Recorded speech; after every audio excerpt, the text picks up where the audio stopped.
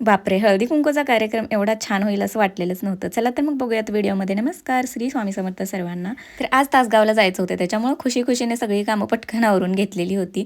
तर देवपूजा करून घेतली, नाश्ता बनवून घेतला आणि आज 2 वेळा नाश्ता बनवलेला होता. कारण की पोरांसाठी वेगळा बनवलेला होता. त्यांच्यासाठी बनवलेली होती मॅगी आणि बाकीच्यांसाठी बनवलेले होते पोहे. सगळ्यांनी नाश्ता करून घेतला आणि आम्ही पोहोचलेलो होतो तासगावमध्ये. तर 1चं टाईम होतं म्हणून आम्ही लवकरच आलेलो होतो. पण झालं काय, बायकांचा कार्यक्रम म्हणल्यानंतर वेळ तर होणार. त्यानंतर म्हणजेच की मी बघत होते डेकोरेशन, इतकं छान असं डेकोरेशन केलेलं ना, खूप छान असं डेकोरेशन केलेलं होतं.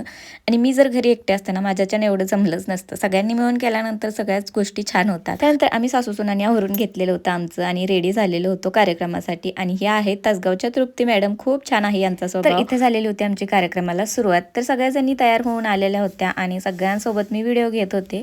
तर खूप छान आहेत सगळेजण बरं का. खूप भारी वाटलं. कालचा दिवस एकदम आनंदी गेलेला होता. तर ज्यांची ज्यांची लहान मुलं आहेत तर त्यांच्या सगळ्यांचं बोरनान एकत्र करायचं होतं. तर तयारी तर करून ठेवलेली होती. सगळं डेकोरेशन वगैरे, हळदी कुंकूचं वेगळं होतं, बोरनांचं वेगळं होतं. तर इथे बसलेली होती उर्वी बोरनांसाठी रेडी होऊन. त्यानंतर म्हणजेच की बाकीचे जे होती लहान मुले 2-3च होते, जास्त नव्हते. तर ते सुद्धा बसलेले होते. सगळ्यांचं बोरनान करून आणि मेन गोष्ट म्हणजे कोणी सुद्धा दमवलेलं नव्हतं. त्यामुळे एवढा कार्यक्रम छान झालेला होता. आणि आमची उर्वी ब्लॅक कलरच्या फ्रॉकमध्ये कशी दिसते कमेंट करून सांगा.